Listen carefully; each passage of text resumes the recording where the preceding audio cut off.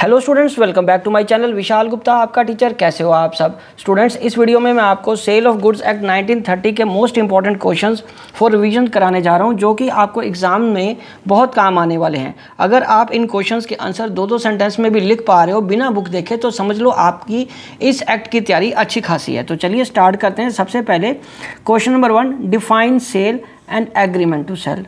Question number 2, distinguish between sale and agreement to sale. Question number 3, how contract of sale can be made.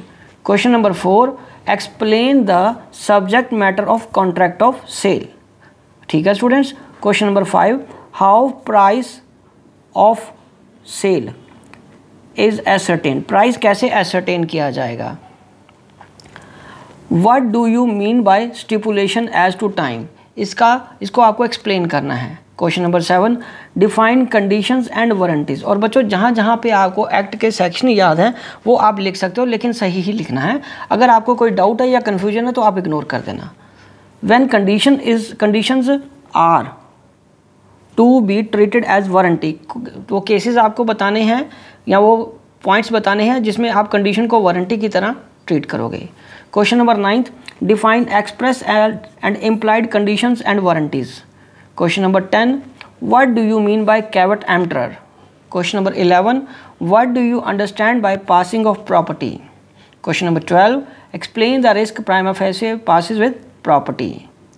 ठीक है बच्चों, चलो अब बढ़ते हैं आगे क्वेश्चन नंबर 13 की तरफ। Explain transfer of title by non honours.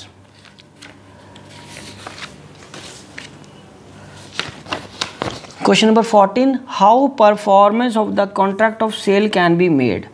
Question number 15, define unpaid seller. Question number 16, what are the rights of an unpaid seller? Question number 17, what are the rights of unpaid seller against the goods? ठीक है जी, ये बहुत important है question. जो what are the rights of unpaid seller against the buyers? Okay students. Question number next 19, what are the remedies against the seller? Question number 20, define auction sales.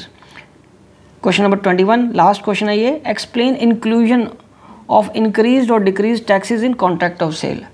बच्चों इन questions के answer आपको अंदाजे से नहीं लिखने, आपको पूरी लैंग्वेज जो जेन्युइन लैंग्वेज बनती है टेक्निकल एक्ट के हिसाब से वो लिखोगे तभी नंबर आएंगे।